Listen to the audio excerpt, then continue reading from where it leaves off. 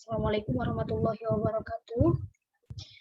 Bismillahirrahmanirrahim. Alhamdulillahirabbil alamin. Wassalatu wassalamu ala asrofil anbiya'i wal mursalin wa ala alihi washabihi ajma'in. Amma ba'du. Rabbi zidni ilma warzuqni fahma birahmatika ya arhamar rahimin.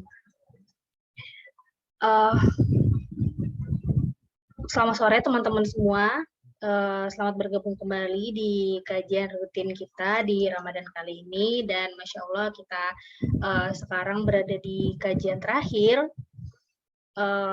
Sebelum kita masuk ke kajian, saya mau jelasin dulu nih gitu, apa sih teman gue ini. Seperti biasa mungkin teman-teman ada yang baru join, baru gabung, masih asing gitu kan sama forum kita ini apa gitu. Jadi teman gue itu adalah singkatan teman-teman, yang kepanjangannya itu adalah tim ngaji gue. Jadi kita itu adalah forum kajian Islami. Nah, alhamdulillah di Ramadan kali ini kita ngadain kajian seri spesial Ramadan yang bertemakan sejarah.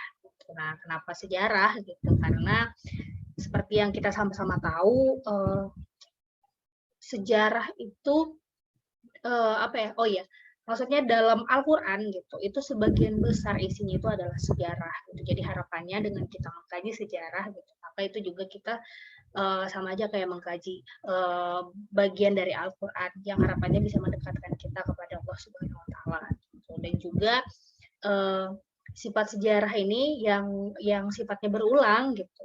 Nah itu juga harapannya kita bisa jadikan referensi gitu ya untuk menghadapi permasalahan-permasalahan di sekitar kita. Seperti itu. Nah, saya perkenalkan dulu, nama saya Norma, saya dari teman gue yang hari ini akan jadi MC, dan juga sudah hadir nih di sini pemateri kita hari ini yaitu Mas Amin. Nah, beliau ini adalah seorang pengusaha muda, dia juga seorang digital marketer. Begitu.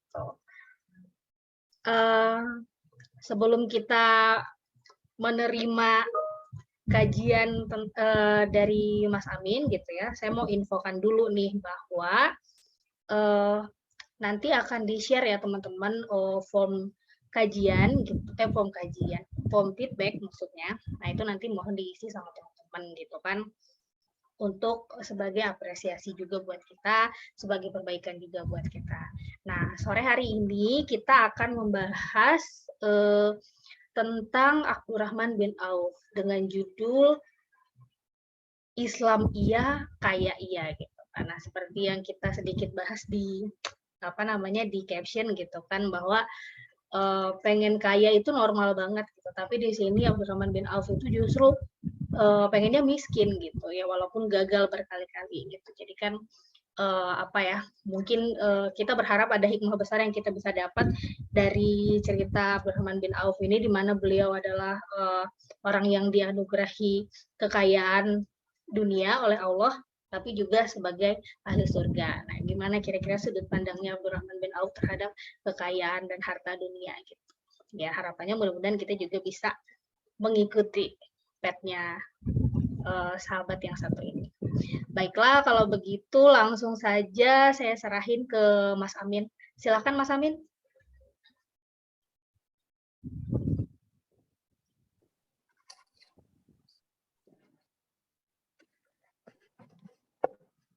Tes.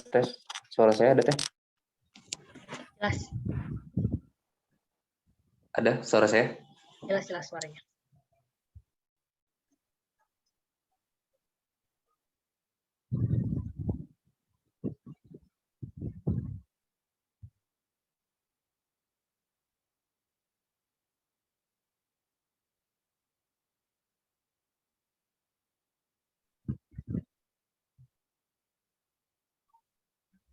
Sekarang jadi nggak ada suaranya nih, Mas. Tadi ada pas nanya.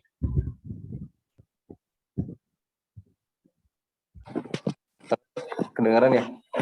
Ya, sekarang udah kedengaran. Oke. Bismillahirrahmanirrahim. Innal hamdalillah nahmaduhu wa nasta'inuhu wa nastaghfiruh wa na'udzubillahi min shururi anfusina wa min sayyiati a'malina. May yahdihillahu fala mudhillalah wa may yudhlil fala hadiyalah. Asyhadu an la ilaha illallah, asyhadu anna Muhammadan abduhu wa rasuluhu la nabiyya ba'da. Faqalallahu ta'ala fil Qur'anil Karim, a'udzu billahi minasyaitonir rajim. Kama arsalna fikum rasulan minkum yatlu alaikum ayatina wa yuzakkikum wa yu'allimukumul kitaba wal hikmah wa yu'allimukum ma lam takunu ta'lamun. An-Nabi Syaidin Al-Qudri radhiyallahu anhu qala sami'tu Rasulullah sallallahu alaihi wasallam yaqulu man ra'a minkum munkaran falyughayyirhu fa biyadihi fa illam yastati fa bilisani fa illam yastati fa biqalbihi wa dzalika daful iman. Alhamdulillahirabbil alamin. Pada sore hari ini ya, menjelang buka ya. Menjelang buka kita masih dikasih kesempatan oleh Allah untuk bisa silaturahim ya. Untuk bisa silaturahim, kalau tadi Tenorma menyampaikan ini adalah agenda rutin ya.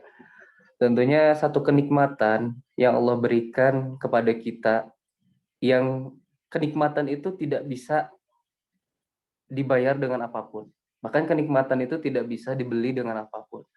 Sebanyak apapun uang kita, sekaya apapun kita, tidak bisa membeli satu kenikmatan, yang kenikmatan itu sangat luar biasa, yaitu nikmat iman dan Islam. Betapa kita tahu hari ini ya, kita tahu hari ini bahwa di luaran sana banyak orang-orang yang secara materi, secara keuangan, secara kekayaan punya banyak, tapi mereka tidak dianugerahi, tidak memiliki, tidak mendapatkan kenikmatan iman dan Islam. Mudah-mudahan dari silaturahim kali ini sekali lagi diluruskan cara pandangnya bahwa ujung-ujungnya nanti bukan kita diajak untuk menjadi orang yang materialis, ya. Kenapa? Karena kita akan membahas sosok seorang Abdurrahman bin Auf, sehingga nanti apa sih yang hikmah yang bisa saya ambil. Bahkan yang lebih penting itu adalah bagaimana ketika saya ingin menjadi Abdurrahman bin Auf di tahun 2022 ini. Bahkan 2023, 2024, 2025. Bahkan sampai seterusnya. Bisa nggak kira-kira? Nggak ada yang nggak bisa. Nah, makanya nanti kita akan bahas iklan sekalian. Dan di sini sifatnya ini sharing ya, iklan sekalian. Ini ada berapa orang? Ada 9 orang ya. 9 orang itu sama saya ya. Ya, mudah-mudahan dari 9 orang ini, inilah yang akan menjadi calon-calon benih-benih sosok Abdurrahman bin Auf masa kini. Nah, oke. Sedikit sekilas saya ceritakan tentang siapa sih Abdurrahman bin Auf.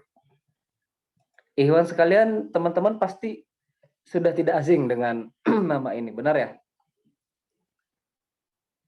Benar ya? Tidak asing ya dengan nama ini ya, Abdurrahman bin Auf. Oke.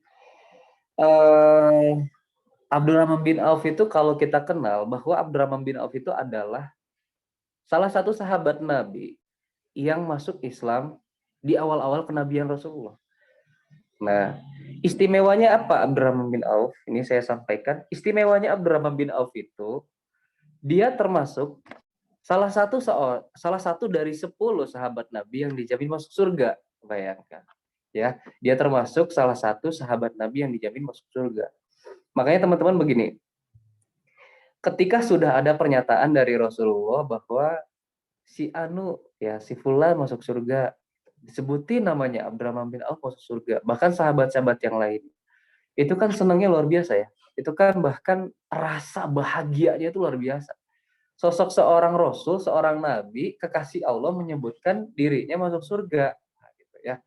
Nah, makanya sederhana singkatnya, kalau profil Abdurrahman bin Auf, saya kira teman-teman sudah pada tahu ya, sudah pada tahu semua. Nah, kalau profil Abdurrahman bin Auf itu nanti bisa tidak mungkin saya sampaikan secara detail di sini ya. Nah, sederhananya siapa Abdurrahman bin Auf? Abdurrahman bin Auf itu adalah orang yang awal-awal kenabian itu masuk Islam pertama. Yang kedua, Abdurrahman bin Auf itu adalah orang yang dijamin masuk surga, ya gitu.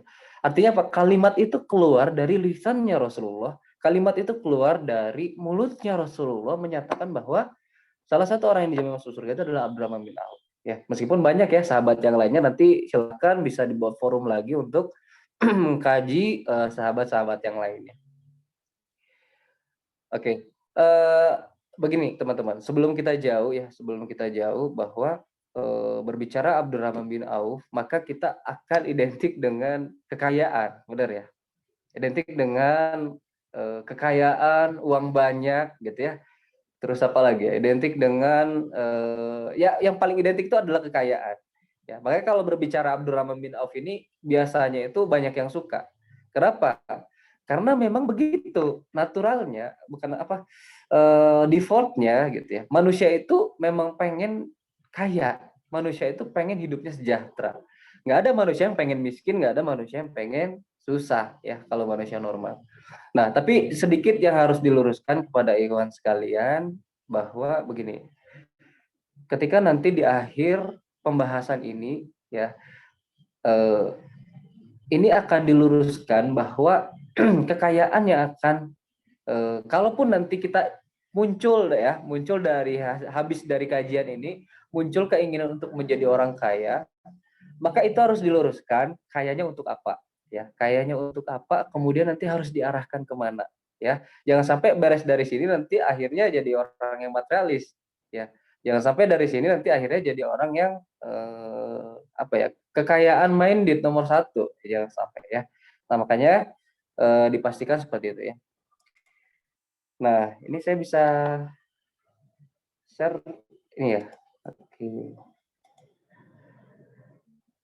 Teh coba yang Amin satu lagi bisa dijadiin host teh atau co-host yang warna biru.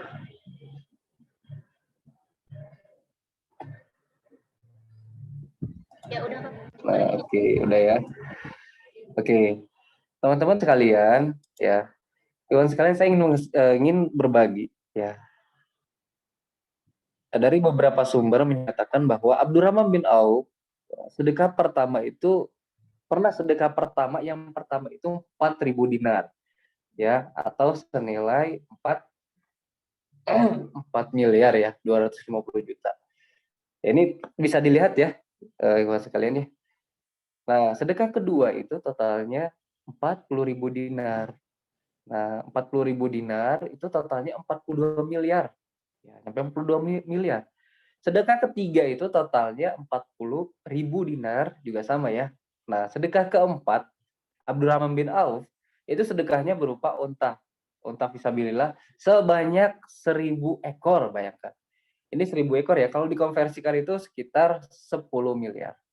Bahkan Abdurrahman bin Auf itu pernah sedekah ngasih kepada istri-istri Rasulullah itu masing-masingnya itu 40.000 dinar. Kalau dikonversikan itu 42 miliar.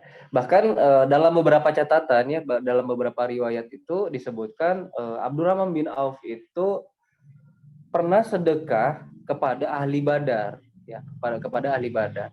Nah, ini kalau dikonversikan, ditotalkan, Abdurrahman bin Auf itu pernah sedekah totalnya itu 141 miliar. Bayangkan. Ini saat itu ya, waktu itu. Ya, belum apa namanya? Belum 2021, belum 2022 ya.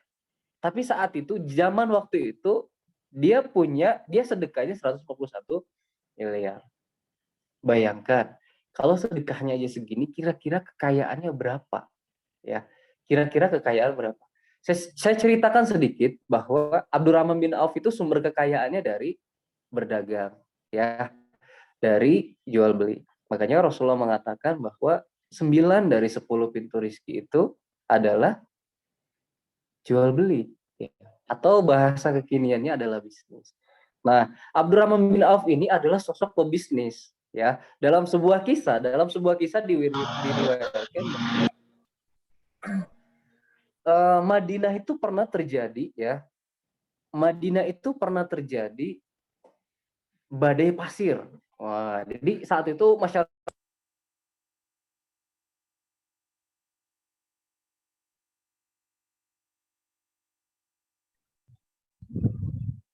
Mas, sorry hilang lagi suaranya.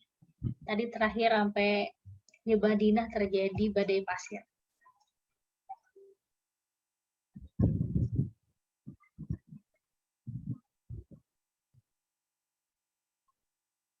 Ini disconnect ya? Enggak, masih ada.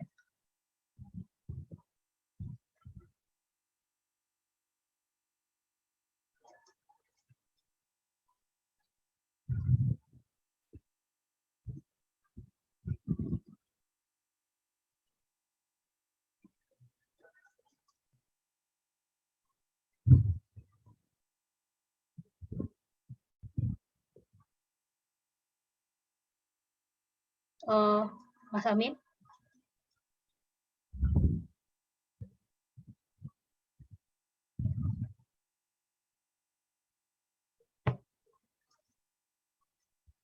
Teman-teman yang lain bisa dengar suaranya nggak? Atau cuma di aku doang?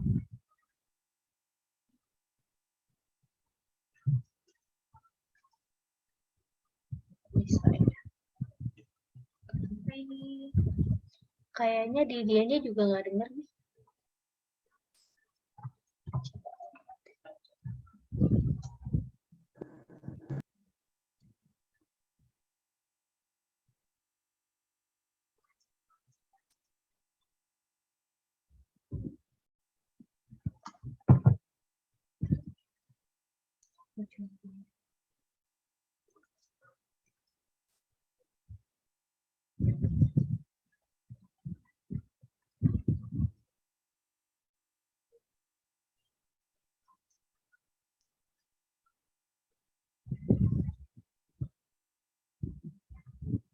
Suaranya nggak kedengeran.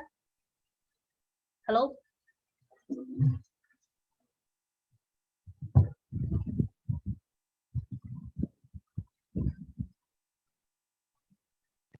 Udah dengar suara saya? Nah, sekarang baru kedengeran. Ya udah. Tadi Ulang kedengarannya ya. sampai badai pasir di Madinah. Oke, badai pasir di Madinah ya. Ya. Nah, saat itu masyarakat Madinah bingung ya.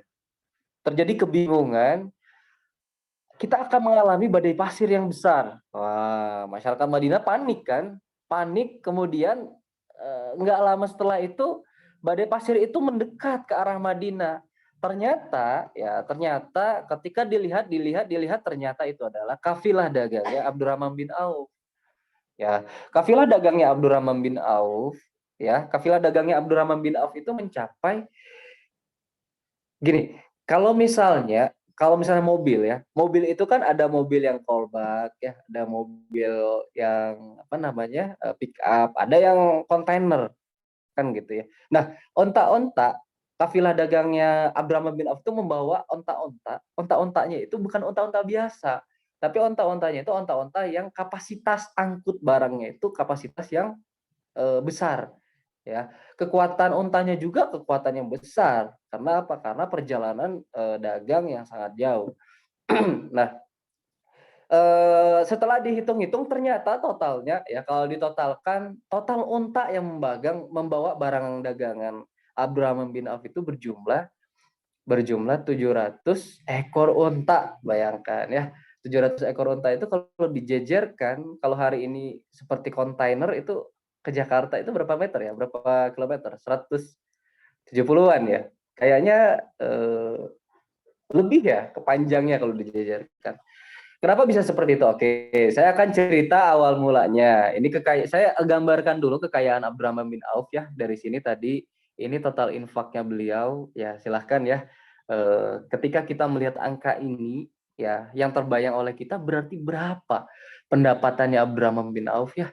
Berapa berarti pendapatannya Abdurrahman bin Auf saat itu? Nah, kalau dikonversikan hari ini, wah sudah mungkin kayaknya luar biasa. Nah, sedikit saya ceritakan teman-teman. Ketika di Mekah, ketika zaman jahiliyah, memang Abdurrahman bin Auf itu adalah seorang pedagang, ya, seorang pedagang yang sudah sangat kaya. Memang jiwa mental bisnisnya itu kaya, jiwa mental bisnisnya itu sudah terbentuk ketika beliau belum masuk Islam. Nah, kemudian beliau didakwahi sampai akhirnya satu yang berubah dalam dirinya. Ketika dulu dia belum berada di Islam, ketika dia belum mengenal Allah, ketika dia belum mengenal Rasul, ya seperti itu ya. Dia belum mengenal Allah, belum mengenal Rasul, maka orientasi bedagangnya ya hanya mencari uang. Nah, orientasi dagangnya hanya mencari uang. Tapi ketika dia mengenal Allah, mengenal Rasul, mengenal Quran, ya, orientasi dagangnya berubah. Ya, orientasi dagangnya berubah. Apa yang berubah nanti kita akan bahas. Nah, kemudian enggak lama ketika tahun belasan Hijriyah, ya, Rasulullah memerintahkan kepada orang-orang beriman untuk hijrah, ya, hijrah ke Madinah. Teman-teman tahu enggak? Ini sederhana aja ya. Kalau misalnya teman-teman mudik, kira-kira teman-teman bakal bawa apa aja? Pasti banyak yang dibawa ya. Bawa koper apa? Bawa koper 5 mungkin ya. Bawa apa lagi? Bawa koper 5, terus bawa mungkin bisa jadi bawa perlengkapan-perlengkapan, bawa seluruh ATM dan sebagainya. Nah, saya ingin sampaikan begini teman-teman. Ini sedikit lagi saya sampaikan.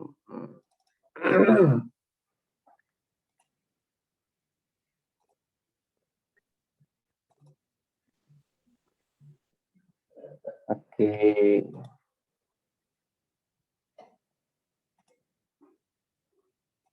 Nah, ini saya share. Ini adalah peta hijrah. Ya.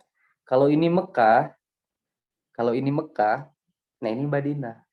Hijrahnya Rasulullah bersama para sahabat dari Mekah ke Madinah. Teman-teman tahu berapa kilometer? Nah, ini saya zoom-in. Totalnya, ini jalan terdekatnya itu aja hampir 2 kilo lagi itu 500 kilometer. Ya, 500 kilometer bayangkan. 500 kilometer itu ditempuh dengan jalan kaki. Ditempuh dengan perlengkapan seadanya, perbekalan seadanya. Ada zaman dulu mah belum ada Alfamart, Indomart ya. Zaman dulu belum ada apa namanya? Belum ada restoran-restoran kayak gitu ya. Tapi kenapa bisa melakukan perjalanan sejauh ini? Dan Abdurrahman bin Auf itu adalah orang yang ikut dalam perjalanan hijrah Rasul dari Mekah ke Madinah, menempuh jarak yang sejauh ini.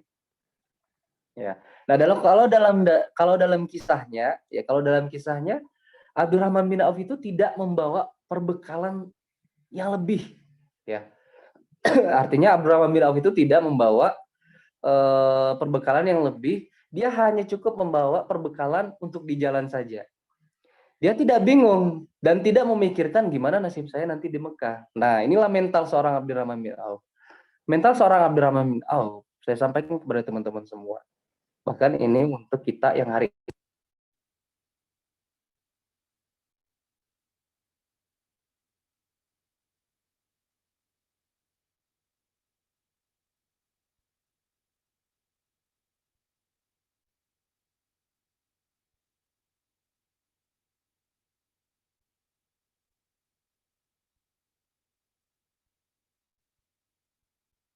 udah ada? Udah ada. Oke, ada ya. Nah, inilah seorang Abdurrahman bin Auf. Ini pelajarannya buat kita bahwa begini teman-teman. Orang yang kaya, orang yang punya banyak uang, dia sadar ya. Orang yang kaya, orang punya banyak uang dan dia beriman kepada Allah, maka dia sadar harta itu dia dapatkan dari Allah. Ya. Maka ketika Allah mau ambil, ketika dibentrokkan dengan harus menuju Allah, maka dia akan relakan berikan itu semua. Dan pasti Allah akan ganti. Nah, kita lihat nanti sejarahnya. Oke, ini perjalanan hijrah Abdurrahman bin Auf. Ketika Abdurrahman bin Auf nyampe di Madinah, teman-teman semuanya, ketika Abdurrahman bin Auf nyampe di Madinah, ya, nyampe di Madinah, tahu nggak apa yang terjadi? Perbekalan Abdurrahman bin Auf itu habis. Perbekalan Abdurrahman bin Auf itu habis, ya. Tapi satu yang tidak habis dalam diri Abdurrahman bin Auf. Harta boleh habis, dia nggak bawa apa-apa ke Madinah. Tapi satu yang nggak habis, yaitu yang pertama keyakinan dia kepada Allah. Bahwa Allah itu maha kaya. Allah itu maha kaya. Kalau misalnya kita tahu ada orang paling kaya di dunia, maka mindset yang ada dalam pikiran Abdurrahman bin Auf adalah berarti ada yang lebih kaya daripada dia, yaitu siapa? Yang memberikan kekayaan.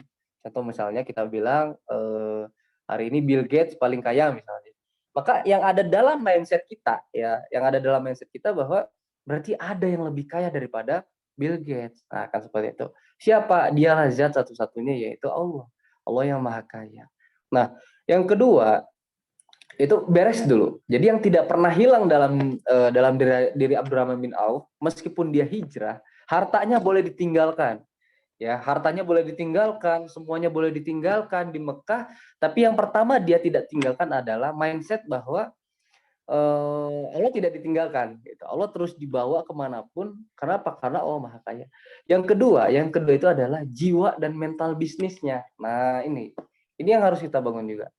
Jiwa dan mental bisnisnya, meskipun dia start dari nol, Abdurrahman bin Auf start dari nol, dia tidak ditinggalkan di Mekah. Artinya ketika di Mekah dia adalah seorang pebisnis, maka ketika hijrah ke Madinah dia tidak berubah profesi, dia tidak beralih profesi.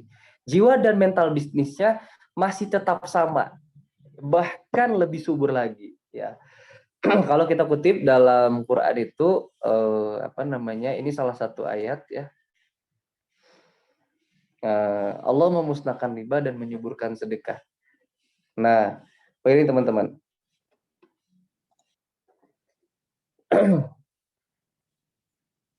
Kalau tadi kita buka ya, total sedekah, total impaknya adalah segini. Ayat ini tuh menjadi rujukan bahwa ketika ya ini saya bukan kemana-mana ya, maksudnya gini, ketika kita sedekah gitu ya, ketika kita sedekah, maka kalau dalam Quran itu maka Allah akan lipat gandakan ya. Jadi tidak akan mungkin orang bisa miskin karena sedekah. Seperti itu ya. Nah, makanya mental bisnis Abdurrahman bin Auf itu dibarengi dengan apa?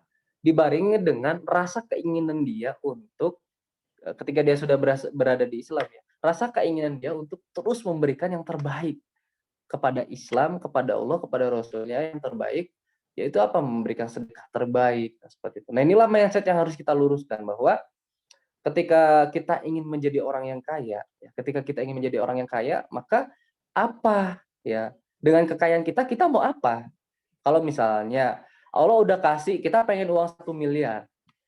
Kemudian Allah kasih 1 miliar, terus kita mau apa setelah itu? Nah, seperti itu ya. Nah, kemudian, ikhwan sekalian, saya ceritakan sedikit tadi ya. Ketika Abdurrahman bin Auf sampai ke Madinah, Abdurrahman bin Auf itu nggak punya apa-apa.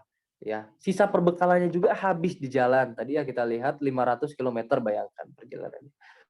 Nah, ketika sampai di Madinah, apa yang dilakukan oleh Abdurrahman bin Auf? Abdurrahman bin Auf bukan nggak langsung ngebangun bisnis, enggak. Abdurrahman bin Auf nggak langsung nyari-nyari investor, enggak. Yang dilakukan Abdurrahman bin Auf itu adalah nanya di mana pasar. Kenapa Abdurrahman bin Auf nanya di mana pasar? Itu membuktikan bahwa jiwa mental berbisnisnya itu masih ada, ya, tidak tertinggal di perjalanan hijrah yang segitu panjangnya. Nah, seperti itu. Nah, saya ceritakan sekali lagi, maka Abdurrahman bin Auf mencari pasar, di pasar itulah dia mulai merintis dari nol sampai akhirnya pada satu kisah tadi yang saya ceritakan, di Madinah pernah terjadi badai pasir yang sangat luar biasa, ternyata itu adalah kafilah dagangnya Abdurrahman bin Auf. Nah, gini teman-teman. Abdurrahman bin Auf ini adalah orang yang sangat dikenal, itu sangat menginginkan kemiskinan. Nah, ada yang tahu kenapa sebabnya? Kenapa Abdurrahman bin Auf itu sangat menginginkan kemiskinan? Beda ya sama kita ya. Kalau kita mau pengen kaya, kok Abdurrahman bin Auf itu pengen miskin?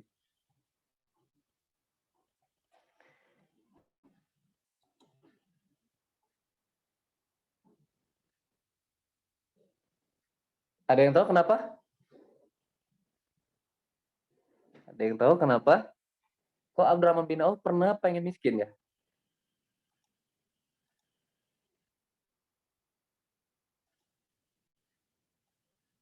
Nah, kisahnya begini teman-teman. Abdurrahman bin Auf itu pernah punya keinginan untuk saya pengen jadi orang miskin, ya. Saya pengen jadi orang miskin, dan itu terbukti benar. Karena apa? Karena Rasulullah pernah bersabda bahwa Abdurrahman bin Auf itu adalah orang yang paling terakhir masuk ke dalam surga. Ya, kalau tadi ada 10 orang yang dijamin masuk surga, maka dia adalah orang yang paling terakhir masuk ke dalam surga. Nah, paling terakhir masuk ke dalam surganya Abdurrahman bin Auf pun udahlah terakhir itu juga sambil merangkak. Bayangkan ya. Kenapa? Karena Abdurrahman bin Auf itu adalah orang yang paling lama hisapnya. Paling lama hisapnya kenapa? Karena paling banyak hartanya. Nah, seperti itu. Kalau gitu terbesit dalam pikiran Abdurrahman bin Auf kan? Kalau gitu berarti agar saya bisa cepat masuk surga, ya agar cepat masuk surga, maka berarti kalau gitu saya harus jadi orang miskin. Nah, harus paling sedikit dihisapnya.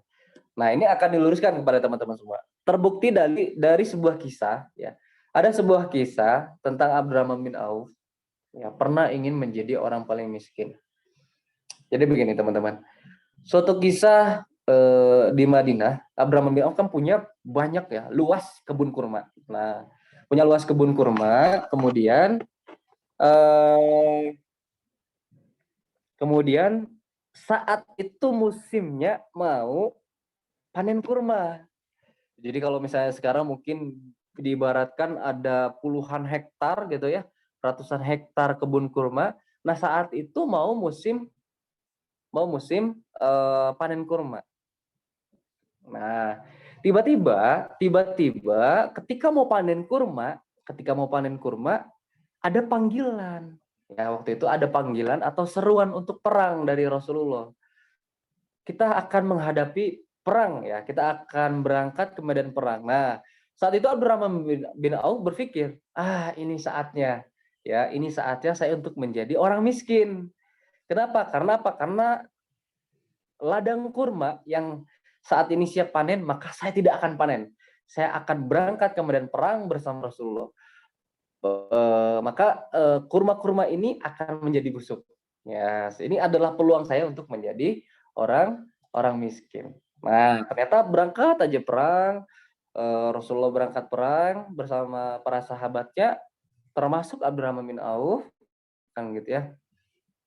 Ini kalau misalnya teman-teman baca bukunya Budi Asari juga ada di situ ya tentang Abdurrahman bin Auf kisahnya. Nah, kemudian ketika perang itu kan kurma-kurmanya pada busuk semua ya, pada jatuh semua ke bawah ya, pada jatuh semua, pada busuk semuanya. Kenapa? Karena nggak dipanen. Karena Abdurrahman bin Auf bersama Rasulullah itu berangkat ke medan perang.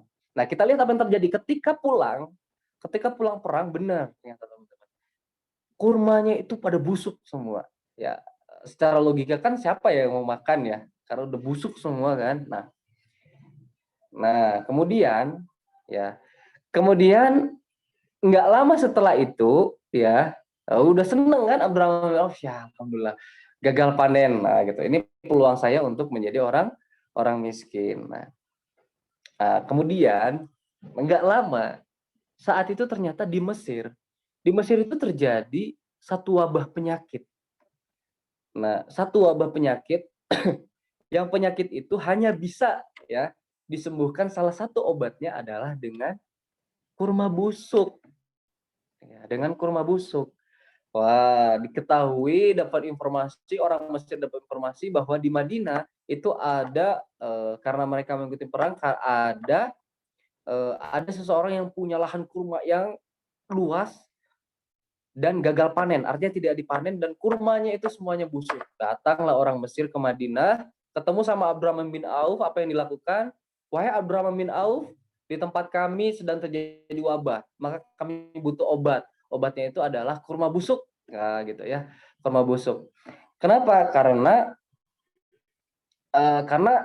banyak obatnya, salah satunya yang paling manjur itu adalah kurma busuk. Nah, orang Mesir ini bilang bahwa saya akan beli seluruh kurma busuk kamu, ya, saya akan beli seluruh kurma busuk kamu dengan harga 3 kali lipat daripada harga kurma yang biasanya. Bayangkan teman-teman, awalnya gagal panen, udah seneng gagal panen karena memang hasratnya ingin menjadi orang miskin, ya, hasratnya ingin menjadi orang miskin.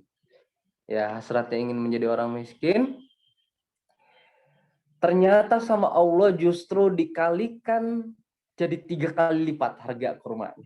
Bayangkan. Kalau misalnya awalnya mungkin 1.000 ya, bisa jadi 3.000. Awalnya mungkin 30.000 jadi 90.000. Jadi kekayaan Abdurrahman bin Auf yang akhirnya dia bukan jadi orang miskin.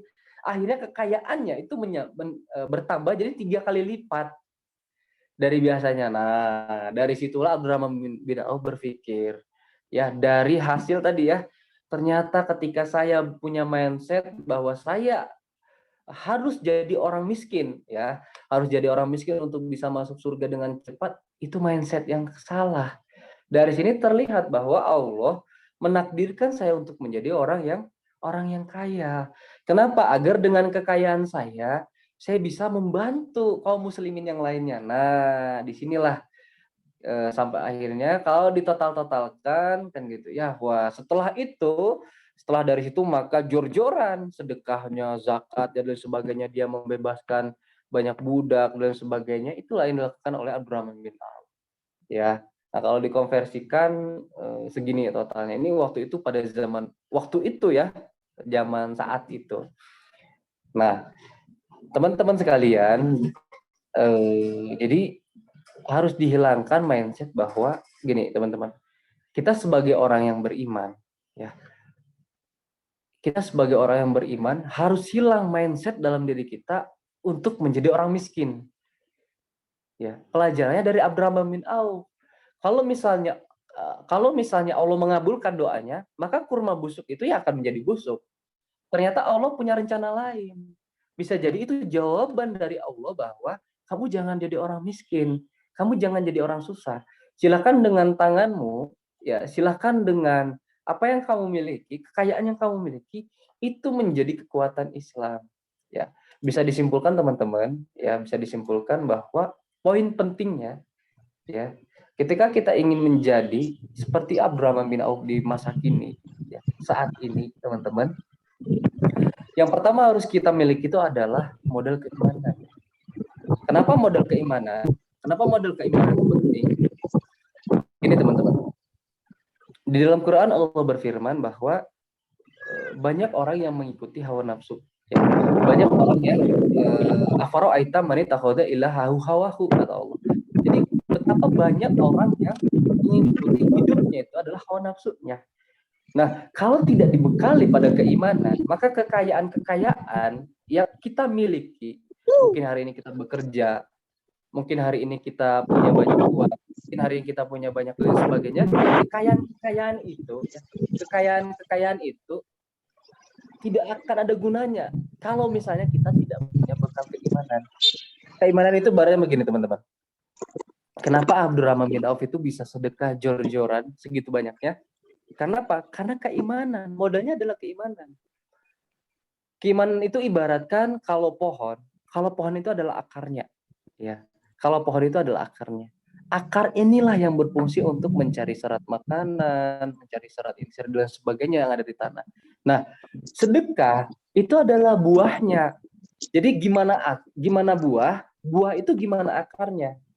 Ketika akarnya bagus, unsur tanah yang dia mampu mencari unsur tanah yang bagus, maka buahnya juga pasti akan bagus. Jadi keimanan itu sangat penting. Tugas kita hari ini adalah kita harus senantiasa selalu memupuk keimanan dalam diri kita. Apalagi yang hari ini berbisnis. Luruskan niatnya bahwa yang harus kita miliki hari ini adalah keimanan. Sederhananya begini, teman-teman. Yang pertama, seberapa kenal kita kepada Allah? Kita udah sangat kenal belum? Udah seberapa kenal kita dengan Allah? Yang kedua, sudah berapa kenal kita dengan Rasul? Ya, dengan Rasulullah Muhammad SAW. Yang ketiga, sudah seberapa paham kita dengan Quran? Sudah berapa paham? Sudahkah benar-benar kita memahami Quran? Kalau misalnya kita belum paham Quran, maka tugas kita hari ini adalah ya kita belajar Quran. Ya, maka kita belajar Quran. Dengan kita belajar Quran, maka akan menambah tuh benih-benih keimanan kita. Kalau dalam Quran itu disebutkan innamal mu'minuna idza dzikirallahu wajilat qulubuhum. Jadi orang-orang yang ketika dibacakan ayat Allah, maka bergetar hatinya. Wa idza tuliyat alaihim ayatuhu jadathum. Ya. Imana wa ala rabbihim yatawakkalun. Jadi ketika dibacakan ayat-ayat Allah, maka akan bertambah keimanannya. Maka teman-teman, ketika ingin menambah keimanan, ya, ketika ingin menambah keimanan, maka pastikan kita harus sering mendengar ayat-ayat Allah. Mendengar ayat-ayat Allah itu mendengar penjelasannya, bagaimana cara melaksanakannya. Mustahil ketika kita ingin masuk surga, kemudian kita jauh dari Quran, jauh dari Allah, jauh dari Rasul, jauh dari sunnahnya Rasul. Itu sangat mustahil. Ya, nah ini yang pertama. Nah yang kedua itu tidak diperbudak oleh dunia. Ya, tidak diperbudak oleh dunia. Siapa sih orang yang paling merdeka? Orang yang paling merdeka itu adalah orang yang tidak diperbudak oleh dunia. Ya, orang yang tidak diperbudak oleh dunia. Artinya begini, dunia itu tidak menjadi nomor satu dalam dirinya. Tapi dunia dia cari untuk menjadi penunjang agar bisa sukses, agar bisa lancar ibadahnya untuk mengumpulkan bekal-bekal di akhirat. Ya. Jadi kalau misalnya begini, teman-teman. Kalau kita misalnya saya dari Bandung ingin melakukan perjalanan ke Jawa Timur. Tujuannya adalah Jawa Timur, ya misalnya. Maka dunia itu adalah kendaraannya. Kendaraannya untuk saya bisa sampai ke Jawa Timur, ya. Jadi tidak diperbudak oleh dunia. Nanti bawahnya banyak lagi ya kalau misalnya kita punya kekayaan, punya mobil, punya rumah, punya harta, punya uang di tabungan kita misalnya 2M, 3M atau 10M atau misalnya 1 triliun, maka jadikan itu sebagai perahu ya. Jadikan itu sebagai media, jadikan itu sebagai kendaraan kita ya. Kendaraan kita untuk mencapai kebahagiaan di akhirat. Nah, yang ketiga, teman-teman semua, untuk menjadi Abdurrahman bin Auf masa kini jelas. Begini, teman-teman. Hari ini orang-orang yang bisa dibilang tidak memiliki keimanan, bisa dibilang orang-orang yang benci dengan Islam, mereka terus meng-scale up dirinya, mengupgrade dirinya untuk apa ya? Untuk memahami kondisi-kondisi update teknologi, update yang lainnya dan lain sebagainya. Maka sekarang hari ini kalau kita pengen jadi Abdurrahman bin Auf masa kini, maka hari ini kita harus berani memulai bisnis, bahkan yang skalanya nasional, bahkan nanti bisa sampai internasional. Dan sekali lagi tadi kembali bahwa ini nyambung ke poin yang keempat. Ketika kita berbisnis, orientasi utamanya itu bukan untuk ingin kaya, bukan. Jangan sampai orientasi utamanya ingin kaya, jangan. Tapi orientasi utamanya berapa zakat yang ingin kita keluarkan. Ya. Berapa zakat yang ingin kita keluarkan, bahkan berapa sedekah yang ingin kita berikan. Lewat tangan kita, kita ingin membantu orang-orang yang kurang mampu berapa orang. Lewat kekayaan yang kita miliki, kita ingin sedekah kepada banyak umat Islam yang kurang mampu berapa orang. Nah itu. Jadi kekuatan kekayaan yang dimiliki itu tujuannya adalah untuk agama. Itu tujuannya adalah untuk mencapai ridhonya Allah. Kalau misalnya dengan kekayaan kita, ya dengan kekayaan kita kemudian menjauhkan dari ridho Allah, maka tinggalkan aja kekayaan kita. Tapi kalau lewat perantara kekayaan kita yang kita miliki, ya kemudian dengan itu bisa menjadi kendaraan paling cepat, ya kendaraan paling cepat untuk bisa berkontribusi banyak untuk agama Islam, maka gunakan kekayaan. Nah, seperti itu ya. Mungkin nanti poin-poin pentingnya banyak bisa ditambahkan saja dari kisah Abdurrahman bin Auf, gitu ya. Ringkasan bagi saya poin pentingnya ini ya teman-teman sekalian. Paling pesan dari saya, ini pesan dari saya untuk diri saya pribadi. Pesan dari saya untuk diri saya pribadi bahwa kita jangan mempersulit diri kita, ya. Kita jangan mempersulit diri kita. Artinya gini, kita jangan mempersulit diri kita bahwa kita tahu Allah itu Maha Kaya. Kenapa kita jarang mengetuk pintu langit untuk minta kekayaan kepada Allah?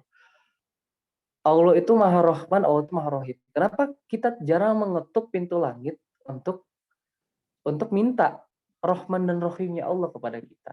Nah, oleh sebab itu, ketika kita ingin menjadi Abdurrahman bin Auf masa kini, maka sering-seringlah ketuk pintu langit untuk meminta berdoa kepada Allah. Dan ya jelas tadi ya teknis-teknisnya, karena tidak bisa kan kekayaan itu dijemput dengan apa namanya, dengan investasi bodong misalnya, atau dengan dengan kripto dan sebagainya nih, bisa ya. Jadi jelas kita harus menempuh dengan cara yang baik. Ya, cukup segitu dulu dari saya, dikembalikan kepada Teteh. Barangkali ada yang ditanyakan. Ya, baik. Terima kasih ya Mas Amin. Luar biasa ya. Akhirnya terjawab nih gitu kan. Kenapa apa namanya Abdurrahman bin Auf itu berusaha untuk jadi miskin gitu. Jadi ya karena sudah ada kisah kita sudah dengarkan, kita nggak perlu coba-coba untuk ingin jadi miskin ya teman-teman. Karena sudah ada kisahnya gitu, kita sudah bisa ambil pelajaran kayak gitu. Silahkan mungkin teman-teman yang ingin bertanya langsung aja unmute atau mungkin raise hand bisa juga. Taruh di chat juga boleh. Saya mau nanya, Silakan. suaranya jelas nggak? Ya. Jelas. Saya mau nanya Kak, Mas, kan gini ya, salah satu tadi poin pentingnya itu yang nomor 3 itu memulai bisnis gitu. Saya yakin sebenarnya banyak orang di dunia ini, terutama para pekerja gitu, yang ingin memulai bisnis, tapi selalu dihantui dengan pertanyaan, mulai dari mana ya, mau bisnis kayak gitu, nggak jalan-jalan cuma mikir doang. Kira-kira itu bagaimana ya cara mengatasi pemikiran yang seperti itu gitu? Oke, baik. Langsung dijawab ya atau gimana? Langsung aja. Langsung aja ya. Langsung dijawab ya. Nah, ini pertanyaan yang bagus ya. Oke. Mulai dari mana? Ini pertanyaan untuk pebisnis pemula yang belum mulai atau baru mulai. Mulainya dari mana? Modalnya dari mana? Ya kan? Modalnya dari mana? Gini teman-teman. Saya sedikit cerita aja ya. Saya sedikit cerita kisah saya sendiri pribadi.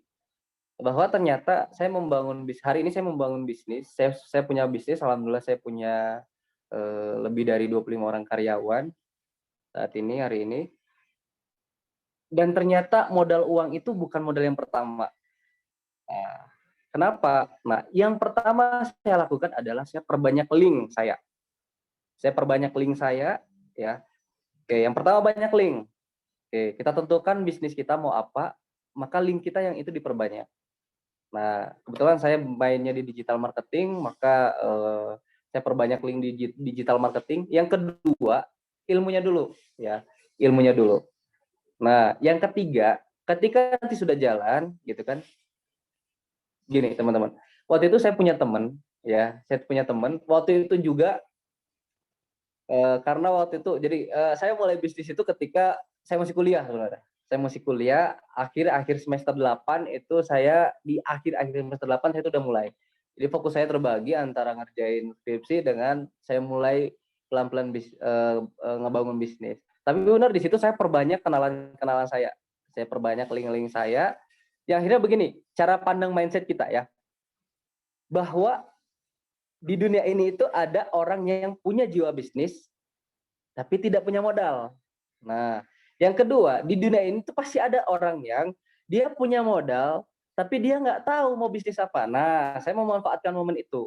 Ya, waktu itu saya sampaikan kepada teman saya waktu itu presentasiin gitu kan, saya presentasiin prospek bisnisnya begini gitu kan. Saya tahu dia punya modal waktu itu kan. Saya tahu dia punya modal. Saya jalan waktu itu beberapa hari, ternyata hasilnya saya ingat saya modal waktu itu ingat modal saya di digital marketing itu pertama itu cuma 40.000. 40.000 itu jalan selama 3 hari. Nah, di hari keempat saya ketemu sama teman saya bahwa modal saya 40.000 tapi hasilnya bisa begini. Nah, waktu itu saya presentasiin ke teman saya, ini kalau misalnya di scale up ini bagus. Nah, waktu itu saya sampaikan begitu. Ternyata dia nggak langsung maksudnya nggak langsung memberikan besar. Emang kamu butuh berapa Min katanya? Kamu butuh berapa Min? Saya cuma butuh waktu itu kalau nggak salah 1.300.000. Saya butuh 1.300.000 saja. Kenapa saya baca peluangnya begini? Nah, kemudian setelah itu naik, ternyata ya semakin hari alhamdulillah semakin bagus. Gitu teman-teman. Nah, kalau misalnya kondisinya adalah kondisi modal. Kalau mulainya dari mana? Teman-teman gini.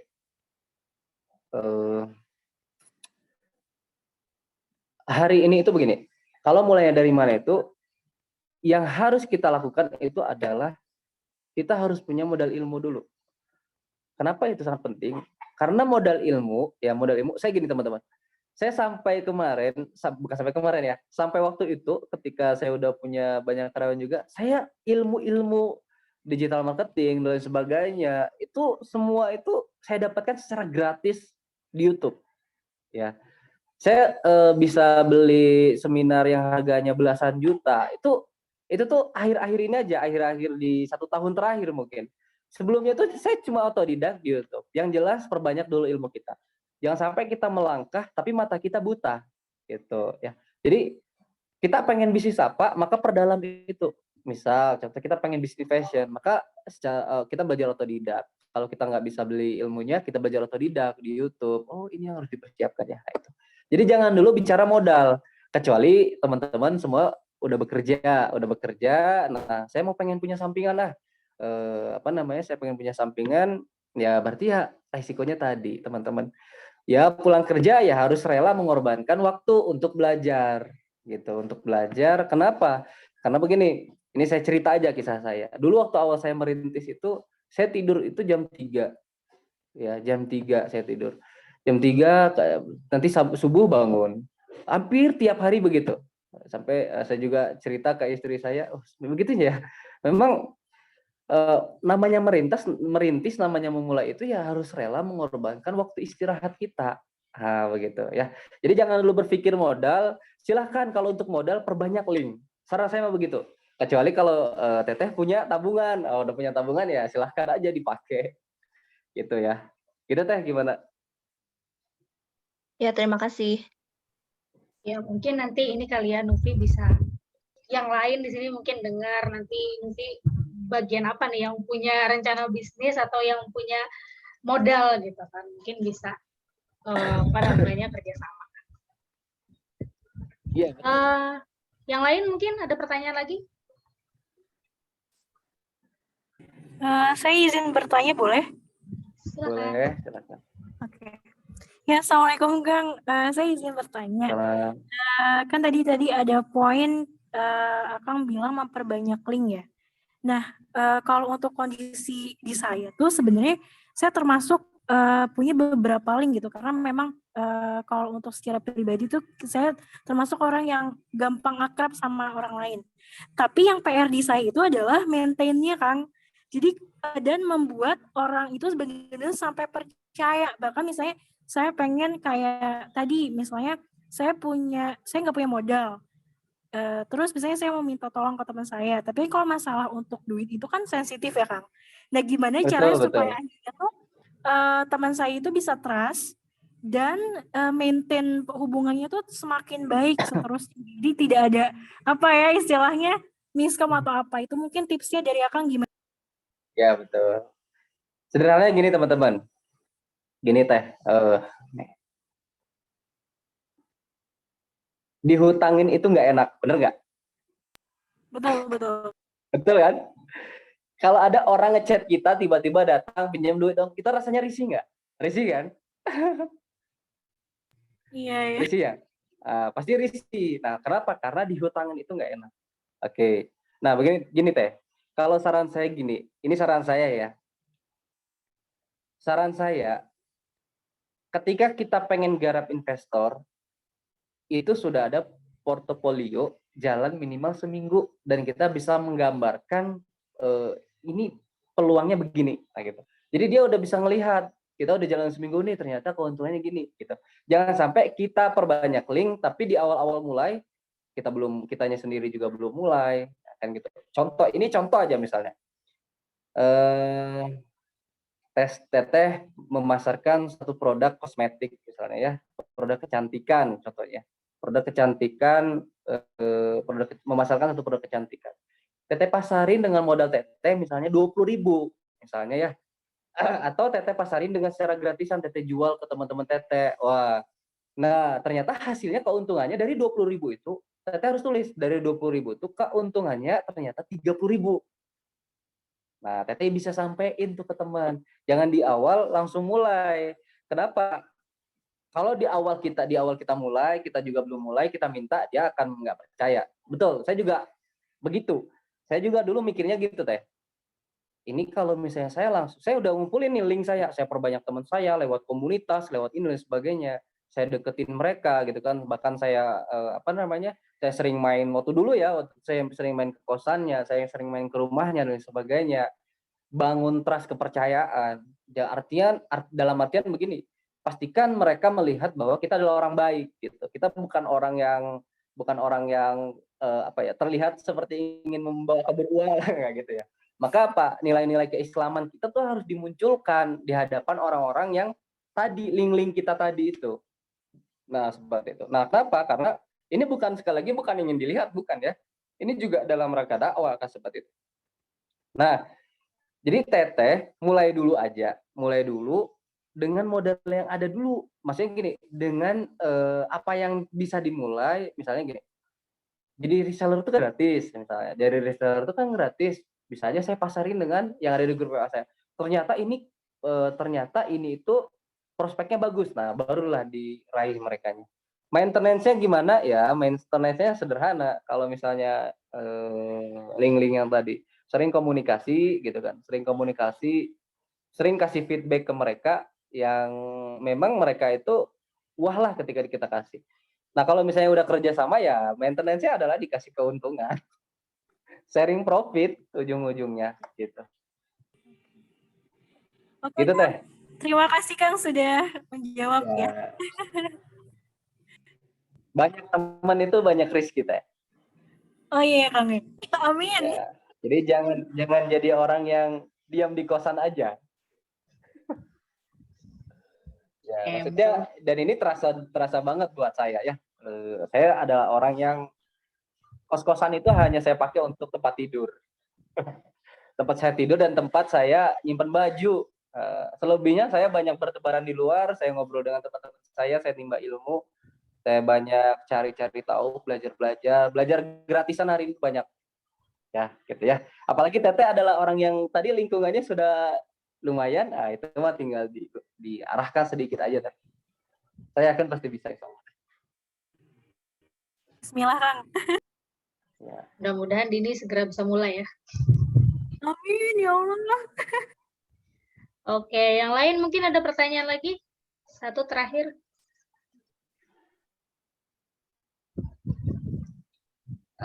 Sambil mau ngingetin ya, link feedback udah di share di grup ya, nanti tolong diisi ya.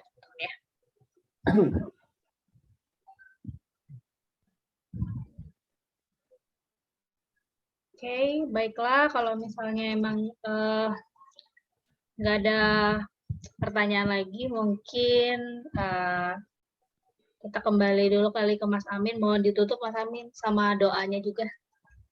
Oh iya, kita doa bersama berarti ya Teh. Ya.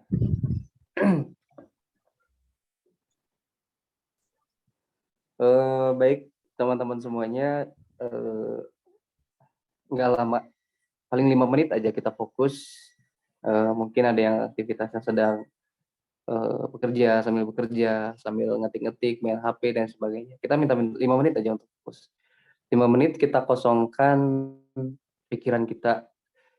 Kita arahkan satu pikiran kita pada satu zat, dialah Allah, zat yang maha memiliki segalanya. Kita tundukkan pandangan kita sama-sama. A'udzubillahi minasyaitonirrajim. Bismillahirrahmanirrahim. Alhamdulillahirabbil alamin. Wassalatu wassalamu ala Rasulillah ajmain. Allahumma sholli ala Muhammad wa ala ali Muhammad. Ya Allah, pada hari ini kami sangat merasakan betapa banyak nikmat yang Engkau berikan kepada kami ya Allah. Ya Allah, sebelum kami memulai langkah-langkah kami lebih jauh, jadikan kami orang yang senantiasa selalu mensyukuri nikmat-nikmat yang Engkau berikan. Senantiasa mensyukuri nikmat sedikit pun yang Engkau berikan kepada kami ya Allah. Ya Allah, Engkau telah mengutus Rasulullah Muhammad SAW sebagai uswah terbaik dalam hidup kami ya Allah. Ya Allah, jadikan Rasulullah sebagai selalu menjadi suri tauladan dalam hidup kami, dimanapun kami berada ya Allah. Kami yang sedang berbisnis, kami yang sedang bekerja, jadikan ya Allah Rasulullah Muhammad ya menjadi condong hati kami ke sana ya Allah, untuk senantiasa menjadi umatnya yang terbaik ya Allah.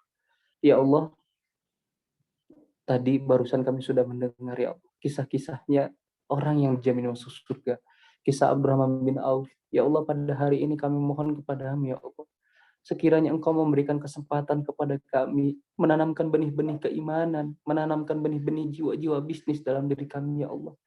Ya Allah, mudahkan dan lancarkan ya Allah. Mudahkan dan lancarkan apa yang menjadi keinginan kami untuk bisa sukses, untuk menjadi orang yang paling besar sedekahnya, paling besar zakatnya ya Allah. Ya Allah, tolong ya Allah. Engkau yang maha pengasih lagi maha penyayang. Tidak ada yang lebih kaya daripada Engkau ya Allah. Tidak ada yang lebih kaya daripada Engkau ya Allah. Tidak ada yang lebih kaya ya Allah kecuali Engkau ya Allah. Ya Allah, kami hanya punya Engkau ya Allah.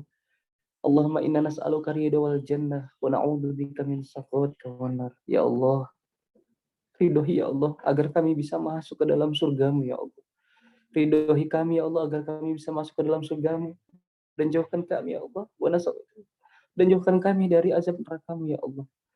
Ya Allah, kami memohon kepadamu ya Allah. Jadikan kami orang yang senantiasa selalu bertaubat kepadamu ya Allah. Ya Allah, jadikan kami orang yang senantiasa selalu meminta ampunan kepadamu ya Allah. Rabbana zalamna anfusana wa illam taghfir lana wa tarhamna lanakunanna minal khasirin. Ya Allah, pada hari ini di bulan Ramadan ini menjelang akhir-akhir Ramadan, kami mohon kepadamu ya Allah, sampaikan kami pada bulan Ramadan tahun depan ya Allah. Kami ingin pahala kami dilipat gandakan ya Allah. Ya Allah ya Rahman ya Rahim. Rabbana atina fid dunya hasanah wa fil akhirati hasanah wa qina azabannar. Walhamdulillahirabbil alamin.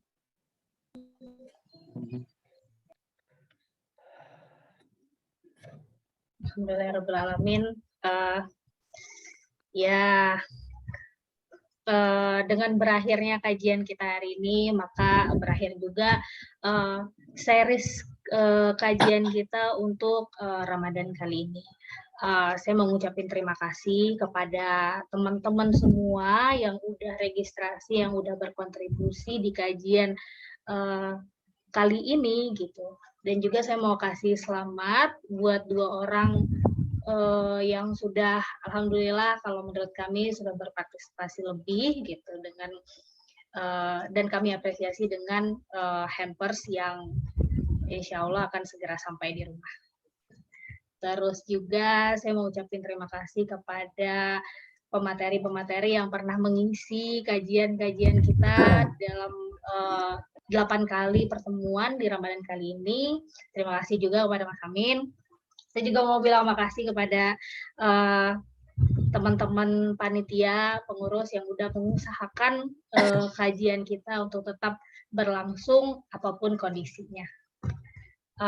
Mudah-mudahan kita semua bisa kembali bertemu di Ramadan selanjutnya.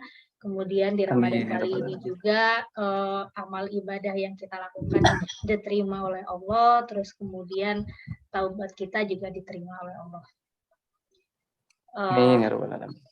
Untuk highlight hari ini saya mau sampaikan karena tadi kesimpulannya udah disampaikan juga, jadi saya mau kasih highlight aja bahwa seperti halnya Abdurrahman bin Auf yang memaksimalkan gitu kan potensinya itu berupa kekayaan untuk mengejar ridho Allah gitu.